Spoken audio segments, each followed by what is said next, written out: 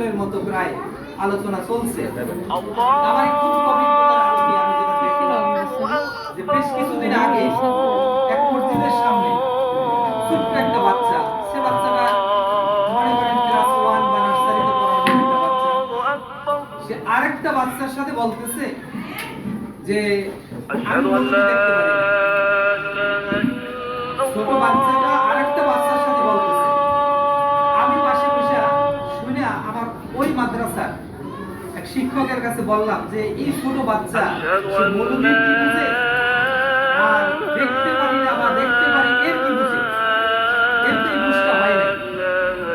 তখন যার সাথে আমি বলতেছি সে বলতেছে, হুজুর আপনার মনে আছে কিনা যে এই মনোভাবী খালের ঘাট মোড়ে মসজিদের সামনে একটা মাদ্রাসা আছে, আমি পরিচালনা করে প্রতিষ্ঠাতা করেছি, নুরানি হাফেজি মাদ্রাসা।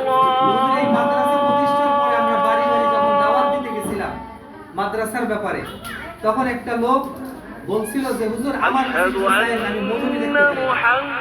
ওই যে লোকটা বলছিল যে মৌলবী দেখতে পারি না, ওই লোকটারই ছেলে ছিলেন। তাহলে আপনি কি বুঝলেন যে আপনি যদি আপনার সন্তানের সামনে যে কোরআন সুন্নাহ নবী সাহাবী আলেম ওলামা ইসলাম সম্পর্কে বিরূপ মন্তব্য করেন, আপনার সন্তানদের বিরূপ মন্তব্য নিয়ে বড় হবে। আপনি যদি আপনার সন্তানের সামনে আপনার আল্লাহ এবং রাসূল কোরআন সুন্নাহর ব্যাপারে আপনি পজিটিভ ধারণা দিয়ে সন্তানকে বড় করেন, এই সন্তান অটোমেটিক্যালি সে আপনার আর মনে রাখবে না, সে এভাবে এই কাছে বড় হবে। তাহলে আল্লাহ রাসূল মুহাম্মদ সাল্লাল্লাহু আলাইহি ওয়াসাল্লাম যে বলেছেন যে কুল্লু মাউলুদিন ইউলাদু আলাল ফিতরা, যে প্রত্যেক সন্তান জন্মগ্রহণ করে ইসলামের উপরে, ফাআবাওয়াহু ইউহাব্বিদানিহি ওয়া ইউনাসসিরানিহি ওয়া ইউমাজ্জিসানিহি, অথবা পিতামাতা তাকে ইহুদি বানায়, খ্রিস্টান বানায়, নাসারা বানায়, অগ্নিপূজক বানায়, আপনার বাংলা ভাষায় বলি বেয়াদব বানায়, আদরওয়ালা বানায়, ইসলামের পক্ষের বানায়, ইসলামের বিপক্ষের বানায়। এটার জন্য মূল ভূমিকা হলো পিতামাতা। এখন আপনি মুসলিম যদি পরিচয় দেন, মুসলমান দাবি করেন যদি, তাহলে আপনার জন্য আলোচনা এক, আর অমুসলিম দিনহীন যদি দাবি করেন তাহলে আপনার জন্য আলোচনা ভিন্ন। তাহলে আপনাকে কালেমার দাওয়াত দিব মুসলমান হওয়ার জন্য। কিন্তু আপনি যদি মুসলিমের ঘরে হয়ে থাকেন, মুসলমান হয়ে থাকেন, তাহলে আপনার আলোচনাটা হলো যে আল্লাহ রাব্বুল আলামিন পৃথিবীতে আপনাকে আমাকে কেন পাঠালেন, সেই প্রশ্নের জবাবটা আগে। আল্লাহ রাব্বুল আলামিন আমাকে পাঠাইছেন আমি লেখাপড়া শেষ করে একটা চাকরি করব, টাকা পয়সা করব, বাড়ি করব, গাড়ি করব, টাকাটা কোথা থেকে আসলো, হালাল না হারাম, বৈধ না অবৈধ, এটা কি আল্লাহ কবুল করবেন কি করবেন না, এগুলি যাচাই বাছাই না করে আমি অট্টালিকা করব, এই জন্য আল্লাহ পাঠাইছেন? না আল্লাহর গোলাম হয়ে আল্লাহর এই জমিনে আল্লাহর গোলামি করে আল্লাহর বিধান অনুযায়ী নিজের জিন্দেগি পরিচালনা করে সন্তানদেরকে পরিচালিত করে আবার আল্লাহর ডাকে সাড়া দিয়ে কালেমা পড়ে আবার পরকালীন জিন্দেগিতে হাজির হব, আল্লাহর দরবারে আমার দুনিয়ার সমস্ত কর্মকাণ্ডের হিসাব দিব, এই চিন্তা চেতনা যদি আপনার ভিতরে থাকে তাহলে আপনি একজন মুসলিম। আর এই মুসলিম ব্যক্তির মূল দায়িত্বই হলো সন্তানটাকেও মুসলিম হিসাবে আল্লাহর গোলাম হিসাবে অবশ্যই পরিচালিত করা। এখানে দুইটা সাইড, একটা হলো দ্বীন, একটা হলো দুনিয়া। খুব খেয়াল করবেন, দুনিয়া বাদ দিয়ে আখিরাত হয় না, দুনিয়া বাদ দিয়ে কখনো আখিরাত হয় না। আল্লাহ রাব্বুল আলামিন কোরআনুল কারীম আয়াত নাযিল করে আমাদেরকে মুনাজাত দিয়ে, আমরা মুনাজাতে দোয়া করি, আপনারা সবাই মুনাজাত করেন যে রব্বানা আতিনা ফিদ দুনিয়া হাসানাতাও ওয়া ফিল আখিরাতি হাসানা ওয়া কিনা আযাবান নার। আয় আল্লাহ আমাকে দুনিয়ার কল্যাণ দান করেন, আখিরাতের কল্যাণ দান করেন এবং জাহান্নামের আযাব থেকে আমাকে বাঁচায় দেন। এই দোয়া আপনারা করেন, আমরাও করি। তাহলে রব্বানা আতিনা ফিদ দুনিয়া হাসানা, আল্লাহ আগে শিখিয়ে দিয়েছে দুনিয়ার কল্যাণ চাও, এরপরে বলছে ওয়া ফিল আখিরাতি হাসানা, আখিরাতের কল্যাণ চাও, এরপরে আল্লাহর কাছে বলো যে আল্লাহ আমাকে জাহান্নামের আগুন থেকে বাঁচাও। তাই দুনিয়ার কল্যাণ এবং জাহান্নামের আগুন থেকে বাঁচার জন্য যেই পথ এবং পদ্ধতি সেটা হলো কোরআন এবং হাদিসের পদ্ধতি। কোরআন এবং হাদিস বাদ দিয়ে যদি আপনি চলতে যান দুনিয়ায়, তাহলে অবশ্যই আপনি আখিরাতের হাসানা অর্জন করতে পারবেন না, এটা অসম্ভব। এখন আপনি বলতে পারেন যে হুজুর তাহলে আমি মুসলিম পরিচয় দিলাম, আমি সব জায়গায় কোরআন সুন্নাহ অনুযায়ী চলবো, তাহলে দুনিয়ায় আমার চলবে কিভাবে? অনেক মানুষ এই কথা বলে, দুনিয়া কোরআন সুন্নাহ ছাড়া চলা লাগবে, এই কথাটা আপনাকে কে বুঝাই দিল? কে বলল? কোরআনে এমন কোনো কিছু আছে নাকি যে দুনিয়ায় চলতে গেলে অন্যের কাছ থেকে ধার করতে হবে, কোরআন ছাড়া চলা লাগবে, এরকম কিছু আছে নাকি? নাই। আপনার দুনিয়ায় চলার জন্য যা কিছু প্রয়োজন সব আল্লাহ কোরআন এবং হাদিসে দিয়ে দিয়েছেন। এমন কোন সাইড আল্লাহ রাব্বুল আলামিন বাকি রাখেন না। সম্মানিত হাজিরিন, উপস্থিতি, আপনাকে আমি সর্বপ্রথম বুখারী শরীফের প্রথম হাদিসের দিকে উদ্বুদ্ধ করে বলবো যে আপনি নিয়তটা ঠিক করেন। কারণ আপনারা সবাই জানেন যে বুখারী শরীফের প্রথম হাদিস হলো যে ইন্নামাল আমালু বিন্নিয়াত, নিয়তের উপরে সকল কিছু নির্ভর করে। সম্মানিত উপস্থিতি, অবশ্যই আমার কথা আপনারা শুনতেছেন আমি জানি। আমি দুইটা উদাহরণ দেব, আমার সময় সংক্ষেপ, অনেকগুলি আমি কথা বলবো।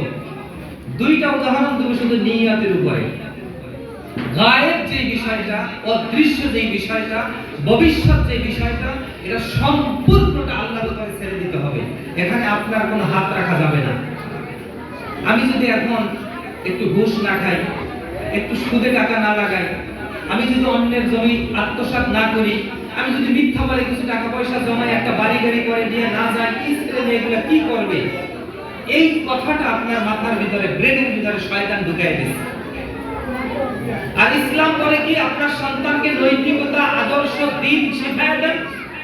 দিন শিখলে অটোমেটিকলি কান টানলে যেরকম মাথা চলে আসে, দিন শিখলে দুনিয়া অটোমেটিক চলে আসবে। আচ্ছা বলেন তো দেখি, যেই লোকটা মাস্টার ডিগ্রি পাস করেছে, জীবনেও কোরআন হাদিস পড়ে নাই, সে কি এই টাইলসের কি ইট বলে নাকি? টাইলসের কি বলে? টাইলস বলে। যে লোকটা জীবনেও লেখাপড়া করে নাই, 1-2 পড়ে নাই, সে কি টাইলসটাকে কি বালু বলে নাকি? কি বলে? টাইলস বলে। যে মাদ্রাসা থেকে কোরআনের হাফেজ হয়েছে, কামেল পাস করছে, জেনারেল কোন শিক্ষা শিখে নাই, সে কি বলে? এটাকে টাইলস বলে। ডাবের ডাব বলে, আমের আম বলে।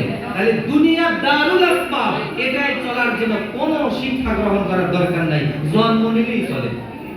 জন্ম নিলেই শিক্ষিত লোকটা সে যা বলবে, অশিক্ষিত লোকটা ওটাই বলবে। মানে কোরআন সুন্নাহর জ্ঞানী লোকটা ওটাই বলবে, আর দুনিয়ায় শিক্ষা, জাগতিক শিক্ষায় শিক্ষিত লোকটা ওটাই বলবে। যে দুনিয়ার শিক্ষায় শিক্ষিত হয়েছে সেও সুদকে সুদ বলে, যে কোরআন সুন্নাহ অনুযায়ী জীবন ধারণ করছে সেও সুদকে সুদ বলে। তাহলে আপনি কি বুঝলেন? যে আপনাকে আখিরাতে মুক্তি পাওয়ার জন্য, পরকালীন জিন্দেগিতে মুক্তি পাওয়ার জন্য আপনার জীবন গড়তে হবে, আর সেই জীবনটা হলো কোরআন সুন্নাহর জীবন। আল্লাহ রাসূল মুহাম্মদুর রাসূলুল্লাহ সাল্লাল্লাহু আলাইহি ওয়াসাল্লাম একদিন নদীর দিকে ইশারা করে সাহাবায়ে কেরামদেরকে বলতেছেন, দুনিয়া এবং আখিরাতের তুলনা দিতে গিয়ে বলতেছেন যে ফাল ইয়াদখুল আসাবিয়াহু ফিল ইয়ামে, দুনিয়া কতটুকু আর আখিরাত কতটুকু এটা যদি সে বুঝতে চায়, তাহলে সে যেন আঙ্গুল একটা সমুদ্রের ভিতরে ঢুকায় দেয়। ফাল ইয়াদুর মাযা ইয়ারজিউ, সে যেন তাকায় থাকে এই আঙ্গুলের দিকে, সমুদ্র থেকে সে কতটুকু নিয়ে এসেছে।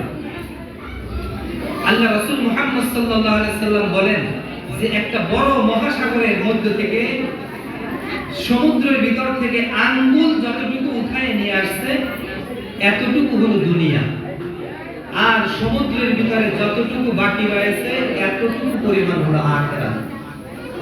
আচ্ছা এবার আপনি বলেন তো দেখি, যে দুনিয়া এই সমুদ্রের ভিতর থেকে আঙ্গুল নিয়ে আসছে 2 থেকে 3 ফোঁটা পানি, আর সমস্ত পানি সব এই সমুদ্রের ভিতরে রয়ে গেছে। তাহলে আখিরাতের তুলনা আর দুনিয়ার তুলনা আমার রাসূল সাল্লাল্লাহু আলাইহি ওয়াসাল্লাম কিভাবে দিবেন আপনি চিন্তা করতে পারলেন?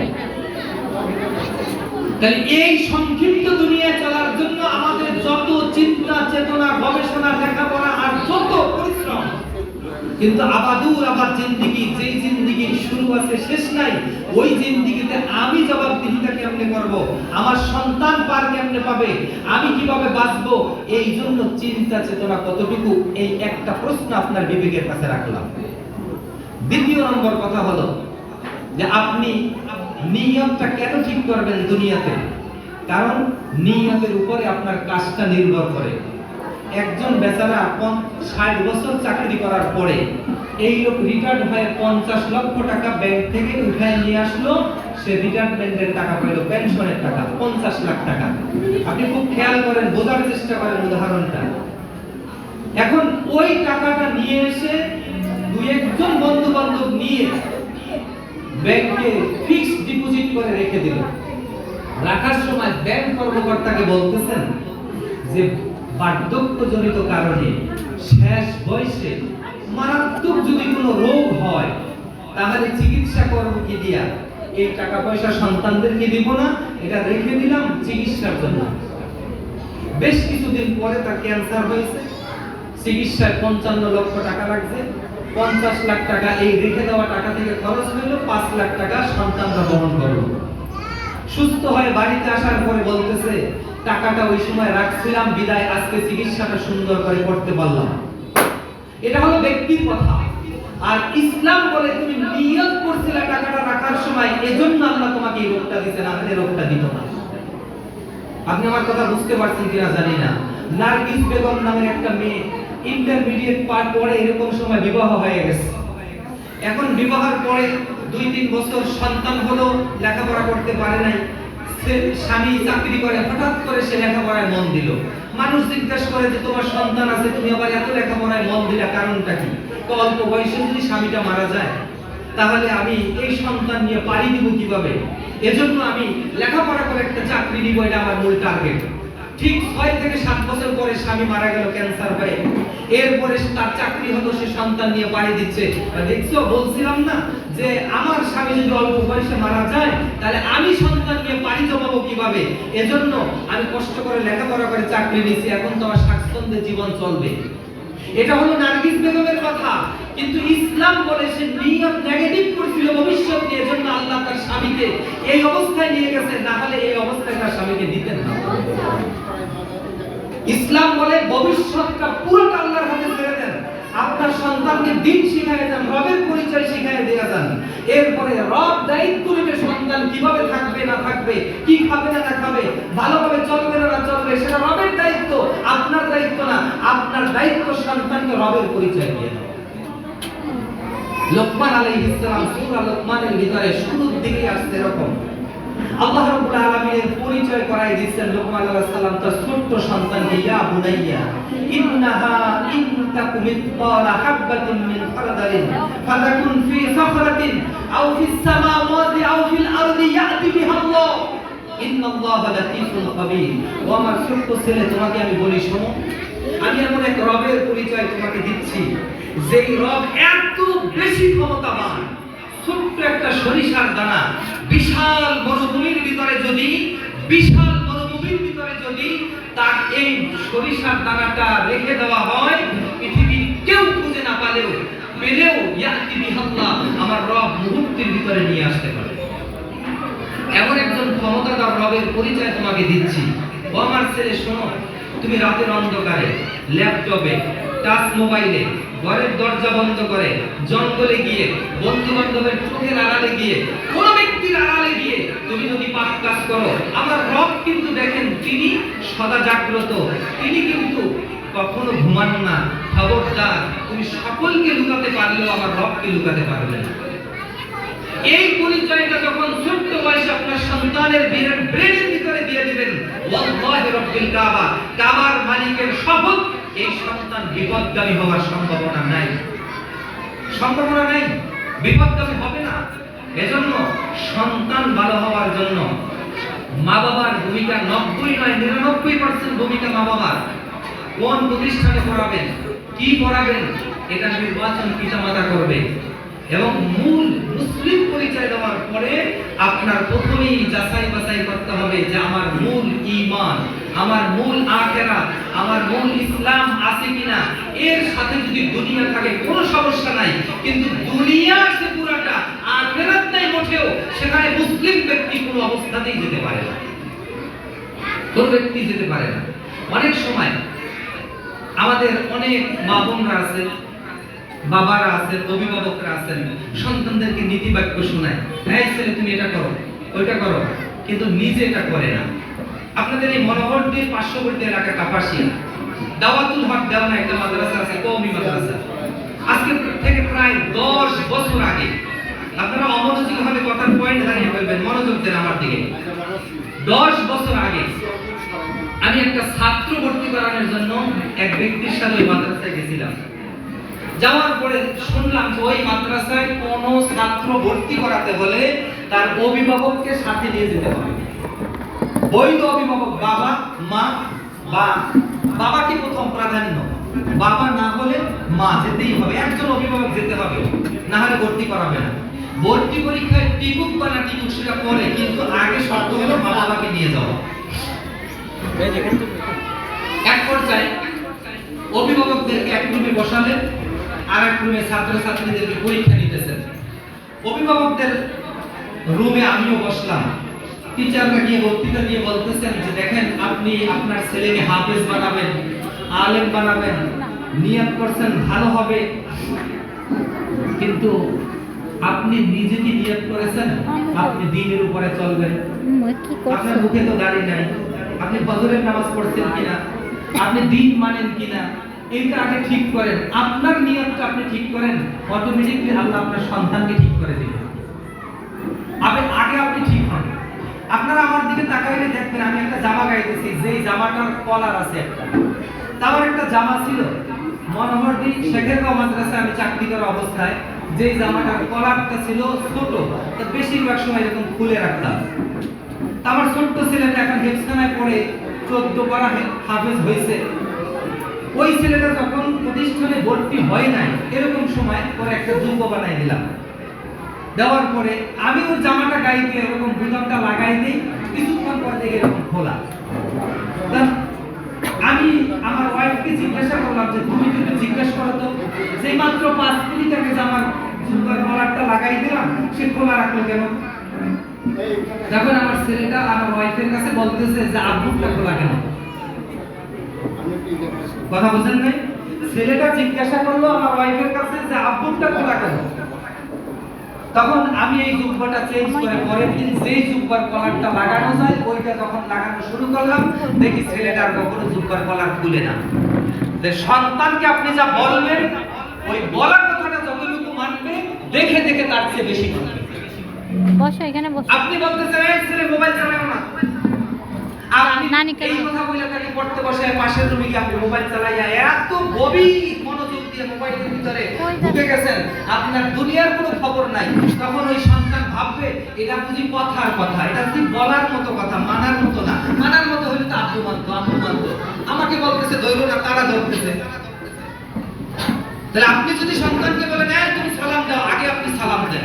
আপনি যদি সন্তানকে বলেন এই তুমি নামাজ পড়ো, আগে আপনি নামাজ পড়েন। যেমন আপনি মুসলিম হিসেবে আপনার করণীয় কি? সন্তানকে বলবেন ইয়া বুনাইয়া কুম বিজানিবি, ও আমার সন্তান তুমি আমার পাশে দাঁড়াও। যে উনজুর ইলাইয়া, আমার দিকে তাকাও। কাইফা আরকাউ কাইফা আসজুদু, তুমি দেখো আমি কিভাবে রুকু করি, কিভাবে আমি সিজদা করি, কিভাবে রব্বে কারীমের কাছে মুনাজাত দেই, এটা আমার থেকে শিখে নাও। আর নবীরা, সাহাবায়ে কেরাম রাদিয়াল্লাহু তাআলা আলাইহিম আজমাইন সবাই নিজ সন্তানকে পাশে রেখে এভাবে প্রাথমিক শিক্ষা শিক্ষিত করেছেন, তারপরে টিচারের কাছে গেছে। তাহলে আমার এতক্ষণ পর্যন্ত কথার মূল কথা হলো যে আপনি সন্তানকে যা বলবেন তা আপনি করবেন। আপনি করবেন না, সন্তানকে বলবেন, এটা সন্তান কোনোদিন মানবে না, কোনোদিন মানবে না। আমি এক বাসায় দেখলাম যে সন্তান হেফজখানায় পড়ে, ছেলেটা ছুটিতে আসছে, বাবা বলতেছে এই তোকে না বলছি মসজিদে যাওয়ার জন্য যাস না কেন, নামাজের টাইম চলে যাচ্ছে, অথচ বাবা বিড়ি ধরায় বাথরুমে ঢুকছে, সে নামাজে যায় নাই। তাহলে তো সন্তান আর যাবে না এভাবে দেখে দেখে। এখন আপনার সন্তান যদি আপনি ভালো করতে চান, 1 নম্বর কাজ হলো আপনি সন্তানকে দ্বীন ইসলাম অনুযায়ী বলার আগে ওইটা আপনার নিজের ভিতরে প্রস্ফুটিত করতে হবে, এটা হলো 1 নম্বর। 2 নম্বর কাজ হলো আপনি সন্তানকে পাশে বসাইয়া অথবা গোপনে অথবা প্রকাশ্যে রব্বে কারীমের কাছে দোয়া করতে হবে, আয় আল্লাহ আমার সন্তানকে আপনার গোলাম বানাতে চাই। রব্বুল আলামিন এই সন্তান আপনি দিয়েছেন, এটা আপনার দেওয়া আমানত, আপনার উপরে সুপর্দ করলাম, এর জন্য বেঈমান না হয়, ঈমান হারা না হয়, কখনো যেন হারামখোর না হয়, হালালের উপরেই যেন তার রিজিকটা সম্পূর্ণ বরকতময় হয়। আল্লাহ এভাবে আমার সন্তানটাকে কবুল করেন। মায়ের দোয়া, বাবার দোয়া, এর মাঝখানে সন্তানের জন্য কবুল হওয়ার জন্য কোনো পর্দা থাকে না, এটা ইসলাম প্রমাণ করেছে। সালাসু দাওয়াতিন মুস্তাজাবাতুন লা শাক্কা ফীহিন্না দাওয়াতুল ওয়ালিদি আলা ওয়ালাদিহি। আল্লাহ রাসূল মুহাম্মদ সাল্লাল্লাহু আলাইহি সাল্লাম বলেন যে তিন শ্রেণীর মানুষের দোয়া আল্লাহ ফিরায় দেন না, এর ভিতরে এক শ্রেণী হলো যে সন্তানের জন্য পিতামাতার দোয়া। সন্তানের জন্য পিতামাতার দোয়ার ক্ষেত্রে আমি কোরআনের একটা ছোট্ট ঘটনা বলে আমি সামনের দিকে আগাই, খুব মনোযোগ দেন। আমাদের মুসলিম মিল্লাতের পিতা ইব্রাহিম আলাইহিস সালামের নাম শুনছেন আপনারা?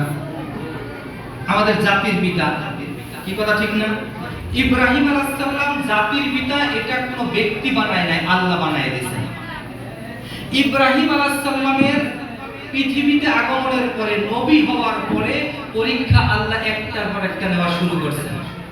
আগুনে ফালালেন, সেখানে পরীক্ষায় ফার্স্ট ক্লাস ফার্স্ট হইল। আল্লাহ রাব্বুল আলামিন সন্তান দিলেন, সন্তানের বয়স 6 মাস। এবার যাও এটা জনমানবহীন এলাকায় রেখে আসো, যেই জায়গায় কোনো মানুষজন নাই, কোথায় রাখবো?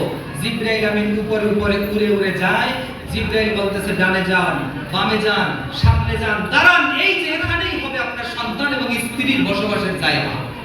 ইব্রাহিম আলাইহিস সালাম তো মানুষ, তিনি তাকায় দেখেন ডানে বামে সামনে পিছে কোনো মানুষজন নাই, বাড়িঘর নাই, কোনো গাছপালা নাই।